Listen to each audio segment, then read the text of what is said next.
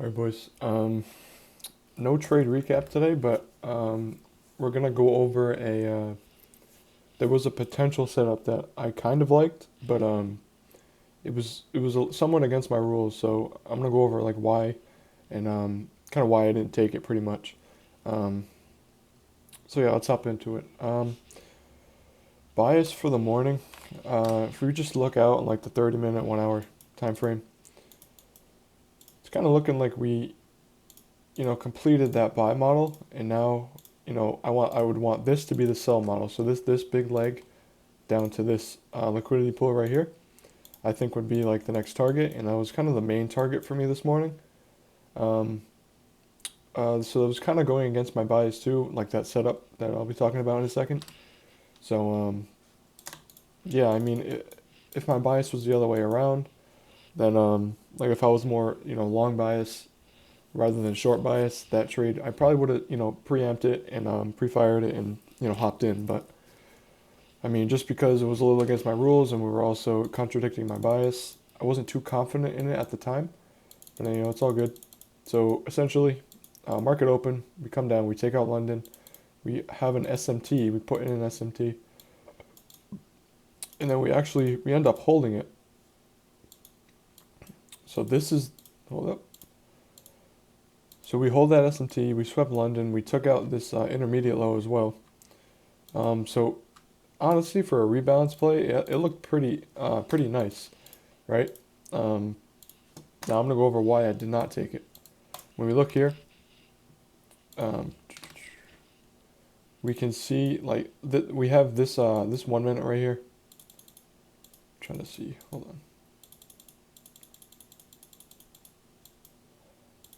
My bad. It was this long right here. Something didn't seem right. So essentially, we reswept the low, right? And now I was I was telling myself, I would be okay with looking for longs. It just has to be like that perfect setup. Um, Essentially, this was. I don't think we had our 15-minute yet. We do in a sec. So a 15-minute will be formed in a second. I'll show you guys that. But I really wanted to like pre-jump this 1 minute fair value gap right here. Even though we have this one as well, and then when we go to the higher time frames, we also have some fair value gaps, but the entries would have been really scuffed. So if I were to take this, I put the stop at the low. I preamp this one while tapping into the next one, so it's definitely risky, right? And then target this 15-minute, like once it would open, that would have been my target. Let's see.